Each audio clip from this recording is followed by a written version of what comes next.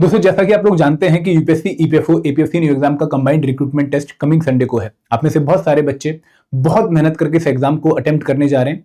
And दोस्तों इस exam का एडमिट कार्ड भी आ चुका है। आई होप आप सबने एडमिट कार्ड डाउनलोड कर लिया होगा upsconline.nic.in से। एंड दोस्तों अब आपके मन में डाउट होगा कि सर जो हमारी लास्ट डे की एग्जाम किट है, एग्जाम डे की एग्जाम किट है, उसमें क्या क्या होना चाहिए, हमें कौन से ऐसे आइटम है जो एग्जाम हॉल में कैरी करने चाहिए और कौन से ऐसे आइटम है जिनको एग्जाम हॉल में कैरी करने से हमें अवॉइड करना चाहिए। तो इस वीडियो में मैं आप लोगों को कंप्लीटली बताने वाला हूं कि भाई कौन सी थिंग्स मस्ट कैरी हैं और कौन सी थिंग्स आप लोगों को अवॉइड करनी है। तो आप ये वीडियो एंड पक्का देखिएगा। और दोस्तों इस वीडियो में आपके जो डाउट्स हैं रिगार्डिंग कि सर इन पॉइंट्स पे हमें क्या करना है, इन पॉइंट्स हमें क्या करना है, उनको भी मैं दूर करने की कोशिश करूंगा ताकि आपको एक क्लैरिटी मिले और एग्जाम से पहले आपका सारा फोकस अपनी प्रिपरेशन पे रहे।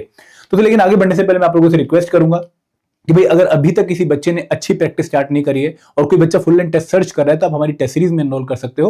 हमारी टेस्ट सीरीज में आपको कंप्लीट जो है हर एक कंपोनेंट के चैप्टर वाइज टेस्ट प्रोवाइड कर रहे हैं। हम आप लोगों को 10 फुल एंड टेस्ट प्रोवाइड कर रहे हैं, जो है करंट अफेयर के टेस्ट प्रोवाइड कर रहे हैं। आप उनके थ्रू लास्ट मिनट में क्वालिटी प्रैक्टिस कर सकते हो।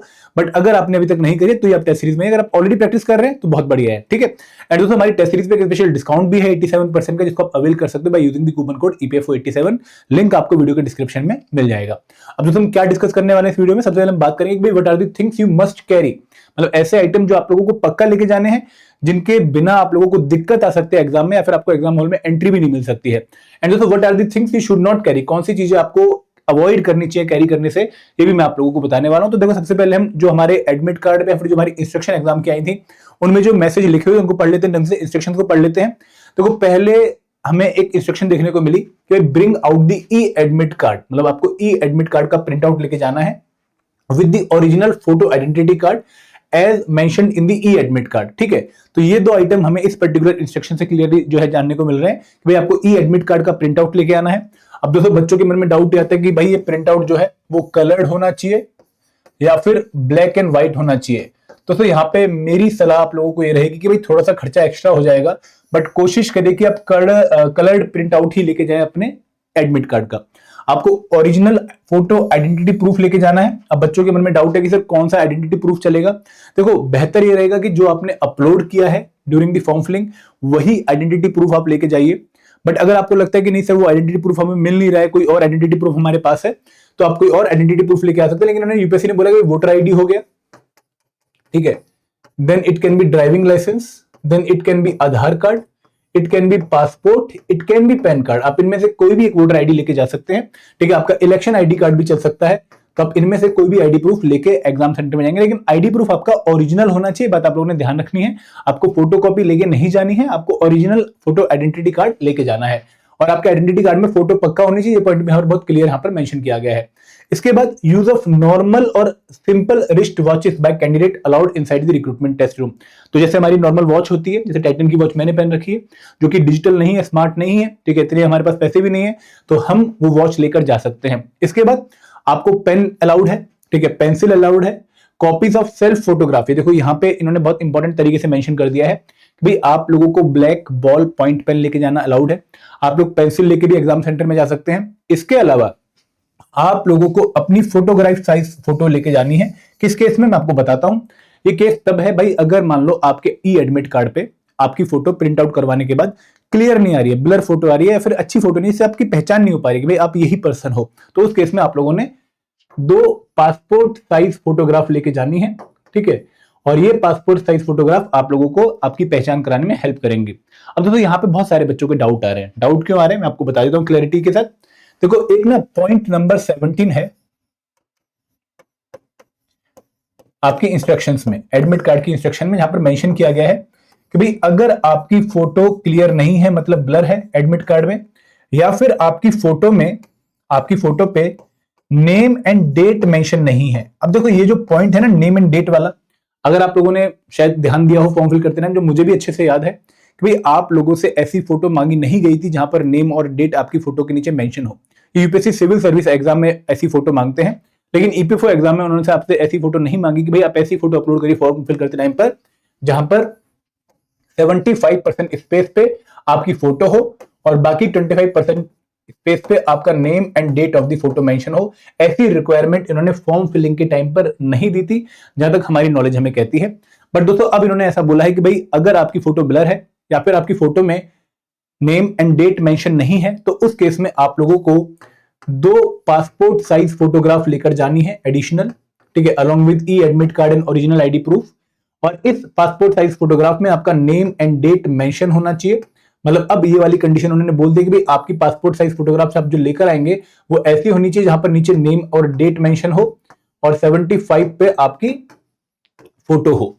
अब दोस्तों यहाँ पे बच्चों के डाउट आने शुरू हो गए, क्योंकि यहाँ पर एक और पॉइंट है कि भाई आपको एक अंडरटेकिंग भी देनी है, अंडरटेकिंग भी देनी है। तो यहाँ पे बच्चों के डाउट हैं, तो मैं दोनों पॉइंट क्लियर करना चाहूंगा कि भाई इस पॉइंट पे बच्चों को डाउट क्या है और इस पॉइंट पर बच्चों को डाउट क्या है। देखो इस पॉइंट पर बच्चों को डाउट यह है कि सर डेट कौन सी मेंशन करनी है। तो यहां पर मैं आपको बता देता हूं कि भाई डेट आपने वो मेंशन करनी है जिस डेट पर अब आप फोटो खिंचवा रहे हो, ठीक है। आपको पुरानी वाली डेट मेंशन नहीं करनी है कि भाई हम 29 जुलाई की डेट मेंशन कर देंगे, हम 30 अगस्त की डेट मेंशन कर देंगे, नहीं, आपको लेटेस्ट डेट मेंशन करनी है। आपको ये जो चीजें हैं नेम और डेट वाली डिजिटली आपको फोटोग्राफर से ऐड करवानी है। ऐसा नहीं है कि बाद आप फोटो खिंचवाने के बाद में पेन एंड पेंसिल से अपने नाम और डेट मेंशन कर देंगे, ऐसा भी आप लोगों ने नहीं करना है। तो ये पॉइंट आप लोगों ने ध्यान रखना है कि भाई डेट आपकी लेटेस्ट जिस डेट पर आप फोटो खिंचवा रहे हो वो डेट आप मेंशन कर सकते हैं। अब दोस्तों बात रही अंडरटेकिंग की कि भाई अंडरटेकिंग क्या है और इसका क्या करना है। देखो एज सच जब आपकी फोटो ब्लर होती है या फिर आपकी फोटो क्लियर नहीं है तो उस केस में आप लोगों को जब सेंटर पे जाते हैं तो वहां पर एक अंडरटेकिंग आप लोगों से यूपीएससी के जो सुपरवाइजर वहां पर होते हैं, जो एग्जाम सेंटर के सुपरवाइजर होते हैं, वही आपसे अंडरटेकिंग साइन करवाते हैं। अंडरटेकिंग का फॉर्म उनके पास होता है कि भाई ये जो पर्सन फोटो में है और ये जो पर्सन हमारे सामने पेपर देने आया है they are the same entity, तो इसमें आपको साइन करके देना पड़ता है। तो अंडरटेकिंग बेसिकली आपको लेके जानी नहीं पड़ती, वहां पर आपको अंडरटेकिंग साइन खुद करने का मौका मिलता है क्योंकि वहां पर उनके पास अंडरटेकिंग होती है, एक फॉर्म होता है वहां पर। बट दोस्तों इस केस में मुझे ऐसा नहीं लगता कि भाई आप लोगों को अंडरटेकिंग लेके जानी चाहिए, क्योंकि कोई फॉर्म यूपीएससी ने नहीं दिया है तो आप लोगों को अंडरटेकिंग की टेंशन नहीं लेनी है। मेरे हिसाब से आप लोगों को इसको बिल्कुल भी टेंशन नहीं लेनी है।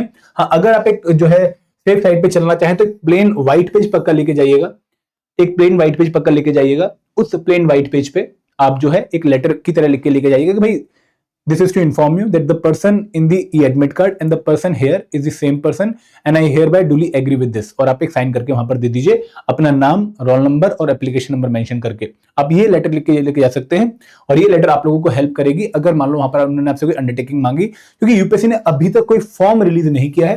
देखो 2024 में जब यूपीएससी सिविल सर्विस एग्जाम हुआ था तो वहां पर बच्चों को एक फॉर्म दिया गया था, टेलीग्राम पे एक फॉर्म सर्कुलेट होता है कि भाई ये फॉर्म होता है जनरली जो अंडरटेकिंग होती है, ये फॉर्म आप लोगों को लेके जाना है। बट वो फॉर्म यूपीएससी की तरफ से लिखा था, उसमें यूपीएससी सीएससी 2024 मेंशन था, तो वो फॉर्म हम दोबारा यूज नहीं कर सकते कि भाई हम वैसा ही फॉर्म यूज कर लें।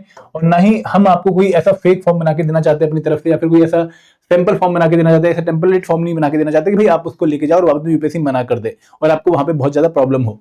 तो यहाँ पे सिंपल तरीका प्लेन पेज वाला आप यूज कर सकते हैं। तो ये 2 पॉइंट आप लोगों के मन में डाउटफुल थे, आई होप आपको काफी क्लैरिटी मिली होगी। मैं आपको यही कहता हूँ कि आप अंडरटेकिंग के लिए टेंशन मत लो, इसका इंपैक्ट नहीं होने वाला, इससे अपने माइंड पे एक अलग जोर मत डालो, ठीक है।